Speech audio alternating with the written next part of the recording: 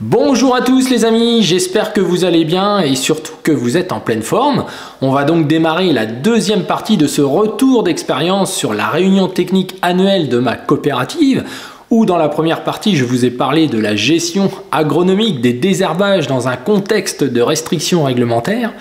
Un sacré programme. On avait aussi parlé d'un retour sur l'expérimentation et la pression maladie sur la moisson 2024, avec des conclusions plus étonnantes les unes que les autres. Alors dans cette deuxième partie, on va voir les possibilités de diversification avec pourquoi pas la culture du maïs précoce. Vous allez voir que c'est encore quelque chose. Et pour terminer, et je sais que ça vous intéresse, on va parler du témoignage, de la gentillesse d'un agriculteur qui est aussi français bien sûr et qui s'est installé en Ukraine avec 3 autres associés sur une surface de 2000 hectares et qui nous ouvre ses livres de compte entre guillemets et qui nous explique sa réalité, comment il produit aujourd'hui en temps de guerre dans ce pays chahuté et avec des possibilités, vous allez le voir, très importantes, mais finalement pour des marges extrêmement faibles et qui vont soulever quelques questions dans la salle, toujours plus étonnantes les unes que les autres. Et c'est ce que je vous propose de vous retranscrire dans cette vidéo aujourd'hui. Alors si ça vous intéresse les amis, vous êtes bien sur la chaîne Sam Agriculteur Indépendant. Et Sam c'est moi, et on est parti!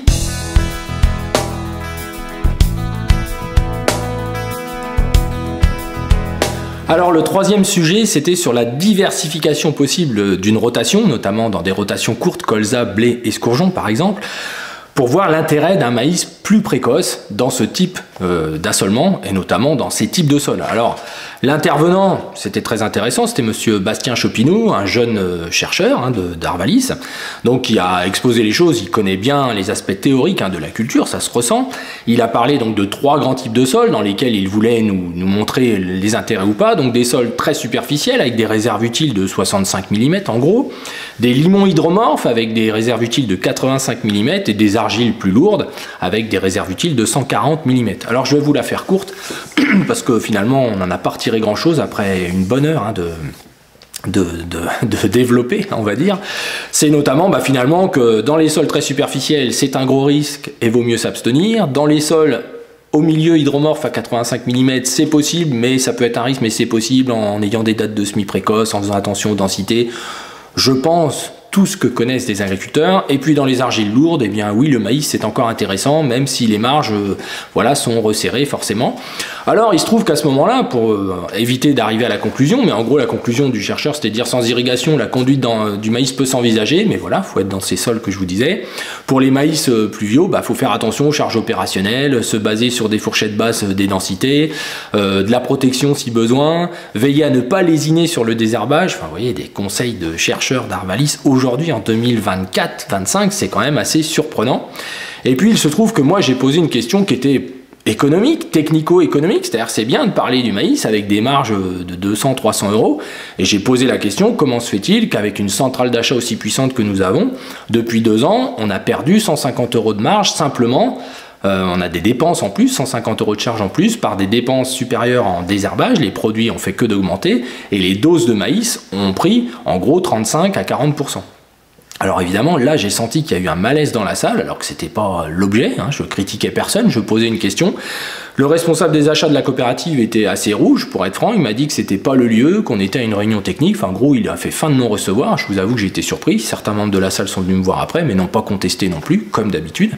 Et en fait, j'ai pas eu mon explication, si ce n'est de dire que les producteurs de semences de maïs ont subi des aléas climatiques, et donc on a dû leur acheter plus cher, etc. etc. Alors ça c'est entièrement faux, on a beaucoup de partenaires qui sont producteurs de semences de maïs, ils ont vu leur courbe d'achat de leurs semences à l'hectare diminuer, et ils ont vu la courbe des semenciers à l'hectare augmenter. Ça c'est clair et net. Donc c'est le ciseau habituel qu'on connaît et qui s'accélère ces dernières années sous couvert de mensonges et d'acceptation des centrales d'achat. C'est ce que je dis toujours. Moi je pense que des gens qui nous défendent, qui ont ce rôle-là, on a grossi entre guillemets, sans le vouloir d'ailleurs, mais bon c'était là, c'est toujours, combien de fois ils ont répété on est les plus gros et tout, c'est vraiment la motivation première d'être le plus gros.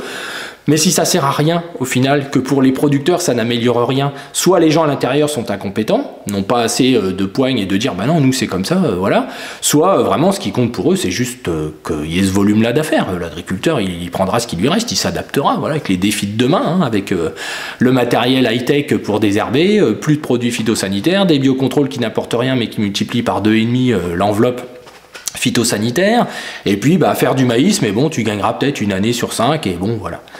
Donc voilà, c'était un sentiment que je voulais vous parler. Donc après, 3 sujets qui étaient censés être techniques, technico-économiques, parce que sans économique, il n'y a pas de technique au final, enfin nous on conçoit les choses comme ça. Donc je voulais vous en faire part et je suppose que cette réunion s'est démultipliée aux 22 autres coopératives. Forcément, je pense que par facilité intellectuelle, c'est ce qui a dû se produire. Donc vous êtes peut-être nombreux à avoir eu ce même type de réunion avec les mêmes types de conclusions.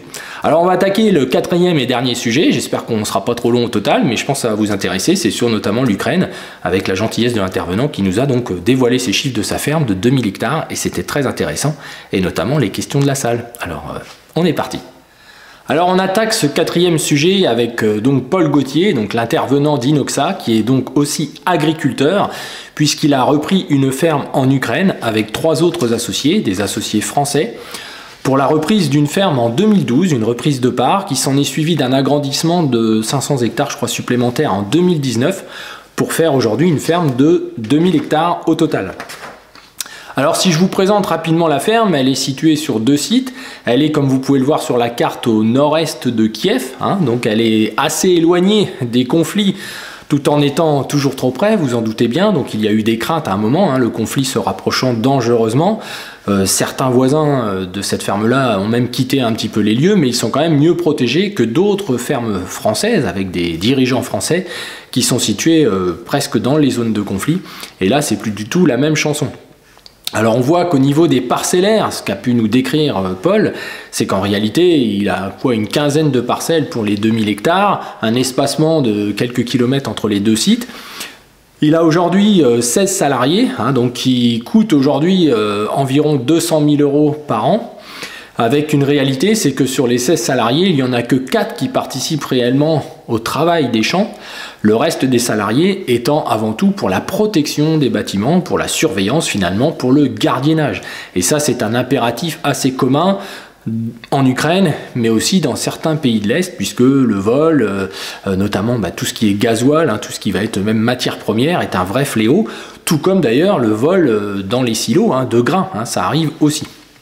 Donc c'est une différence avec la France. Concernant les coûts d'intrants et de matériel, on a évidemment des écarts très très importants avec notre pays, puisque lors de la reprise en 2012, il y a eu des choses à améliorer avec le temps, il y a eu pas mal d'investissements, mais avec des fluctuations au niveau des rendements qui restent toujours une des problématiques de ces pays-là, notamment la fin de cycle.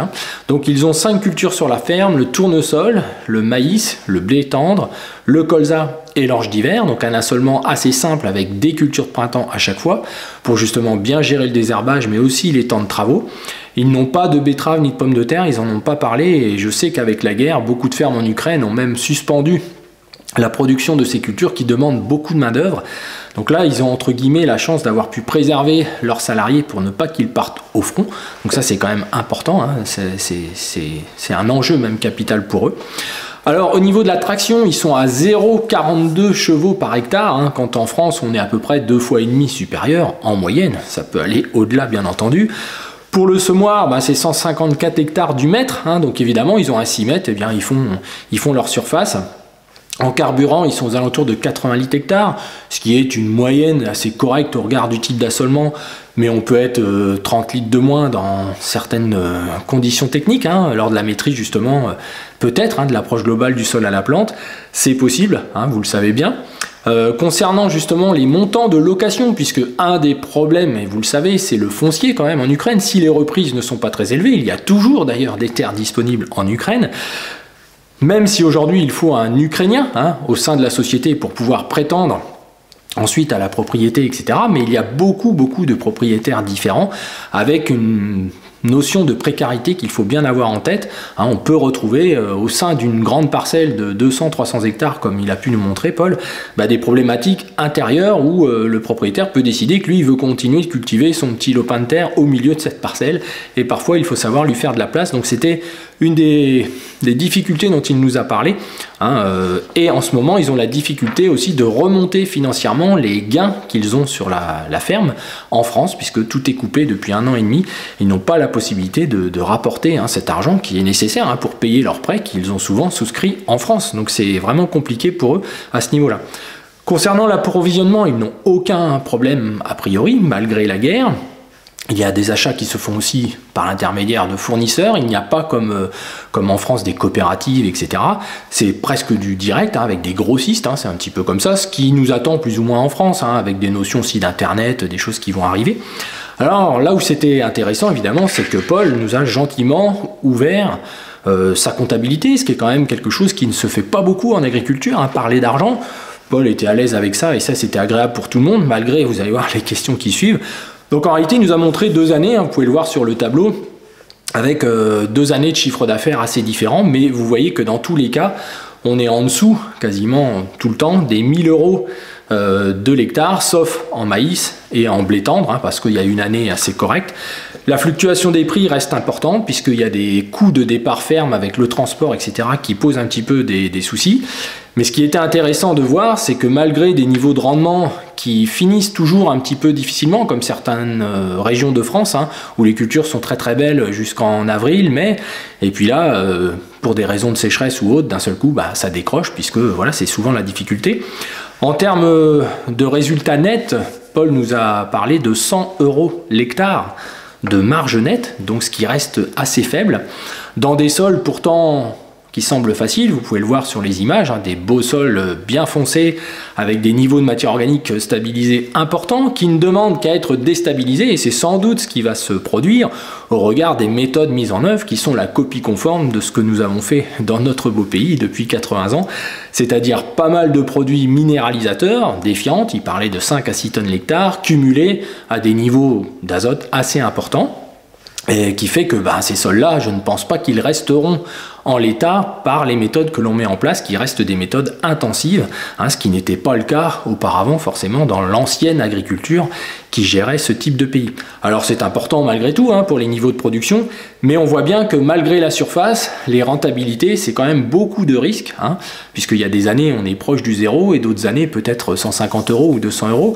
Pour l'instant il y a encore des montants de reprise, mais de toute façon, comme nous tous en France, au moment où on a fini la reprise, il y a d'autres choses à réinvestir, c'est plus ou moins jamais terminé. Mais là où ils peuvent être très performants, il y a des marges de manœuvre visiblement sur les aspects techniques, intrants et niveau d'intensification. Il y a des choses à gagner, gasoil, il en était très conscient.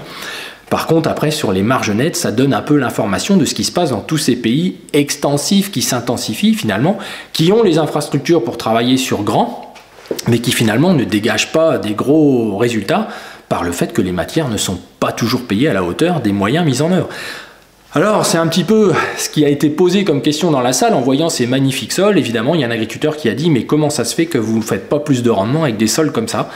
Eh bien là, on a la caractéristique de notre problématique. Notre cerveau est ainsi fait dans notre pays en France, la notion de production, et ça continue encore en ce moment dans les slogans de notre syndicat représentatif, FNSEA-JA, hein, c'est comme ça pour le moment. Et c'est vrai qu'au final, cette démarche-là conduit à produire quels qu'en soient les coûts et quelles qu'en soient surtout les marges pour les agriculteurs, car le bilan de cette réunion, de ces 2 vidéos, c'est quand même de voir qu'à chaque fois on a parlé de moyens supplémentaires, à cause d'idéologies qui n'ont pas toujours des fondements et qui sont surtout pas pragmatiques, c'est-à-dire qu'en réalité les acteurs n'ont pas d'autres solutions.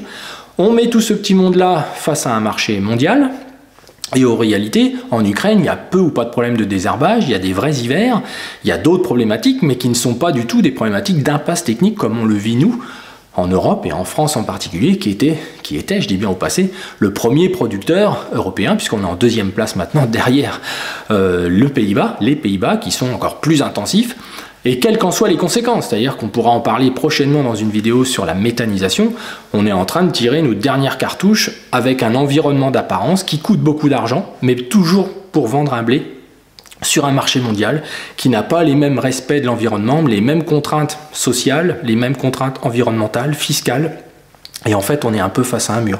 Donc Paul nous a fait comprendre en fin de vidéo que lui-même s'interrogeait si finalement... Voilà. Donc pour tous ceux qui ont des rêves de grandeur en se disant en France, avec 2, 3, 4 000 hectares, je serai donc le dernier de mon village et tout ira bien, bon attendez-vous à ce que peut-être vous soyez aussi bon qu'en Ukraine avec 100 € de marge nette, ce qui est quand même un exemple que c'est pas non plus la voie qui apportera bonheur et épanouissement à l'ensemble des agriculteurs producteurs de ce pays. Et on a eu le sentiment dans cette réunion, et je terminerai là-dessus, que l'ensemble des acteurs qui sont intervenus n'ont que peu de préoccupations au fond. Hein, c'est pas forcément conscient même, je pense qu'ils s'en rendent pas compte. C'est pas des mauvaises personnes. D'ailleurs, dans tout ce que je vous dis, il n'y a jamais d'attaque de personne. Hein, je veux que tout le monde soit rassuré là-dessus. Quand je parle des champs d'agriculture, etc., c'est la même chose. C'est qu'à un moment donné, avec le temps, on se rend plus compte que finalement, ce qui compte quand même, c'est que les gens qu'il y a dans la salle, là, ils s'en sortent et bien, qu'ils vivent bien pour redistribuer éventuellement leur argent à ceux qui les entourent, mais pas comme c'est le cas aujourd'hui, ou pour produire la même chose qu'hier, on doit dépenser 100, 200, 300 euros de plus de l'hectare et donc faire des marges égales à zéro. Dans cette réunion, on a aussi parlé de marge brute à l'assolement. Est-ce qu'on est tombé sur la tête? On va donc accepter d'avoir 2 cultures sur 5 qui ne rapportent presque pas, ou une année on va perdre. Enfin, ça leur semble naturel. On va leur demander s'ils veulent un salaire une fois tous les 4 ans. Enfin, je veux dire, moi c'est tout ça qui m'a choqué. Donc, on en revient au titre de cette vidéo. En effet, j'ai assisté à une réunion de coopérative et j'étais dans un autre monde avec d'autres agriculteurs qui ont partagé mon impression et qui ne reviendront peut-être plus. Donc de 75, ils passeront peut-être à 40. C'est pas de la faute de ceux qui organisent. Il y a vraiment une volonté, je pense, de bien faire, d'essayer de proposer quelque chose d'utile. Mais la déconnexion est trop forte. Et puis le silence des agriculteurs présents est toujours aussi grand. Cette passivité, cet asservissement, cette forme de consommation, venir prendre des choses et puis on s'en va sans un bruit et puis... Voilà, on n'y arrivera pas comme ça en fait. Il faut qu'on se dise les choses, qu'on partage, qu'on évoque des modes de pensée. Alors écoutez, j'espère que cette vidéo vous aura apporté, que vous aussi, vous continuerez de m'apporter vos éléments de réflexion, comme par rapport à la première vidéo sur ce sujet. Et puis on abordera prochainement des sujets qui me tiennent à cœur, parce qu'au final, sous nos allures de préserver l'environnement, etc., déjà d'une, on laisse parler des gens dans des vidéos grand public sur Science et Vie. Vous pourrez aller voir, taper Science et Vie sur YouTube, voir une vidéo d'un intervenant qui a l'air d'être une sommité de la biodiversité. Il déverse un flot d'inexactitudes et d'aberrations, mais aux yeux du grand public. Et ça, c'est vraiment un problème, que des gens dits experts comme ça soient aussi... méconnaissent autant le monde agricole. Donc on a tous du travail au quotidien pour faire savoir nos réalités, nos contraintes et peut-être pourquoi ça ne va pas dans tous les sens. Hein, voilà, c'est très très important. Alors pensez à liker cette vidéo, pensez à la partager, pensez à vous abonner si ce n'est pas encore déjà fait. On est quasiment arrivé à 1 million d'abonnés. Il nous en manque pas beaucoup, hein. Je crois qu'il en manque 960 000, un truc comme ça. Voilà. Bon bah écoutez, je vous dis à tous bon courage et puis à la prochaine.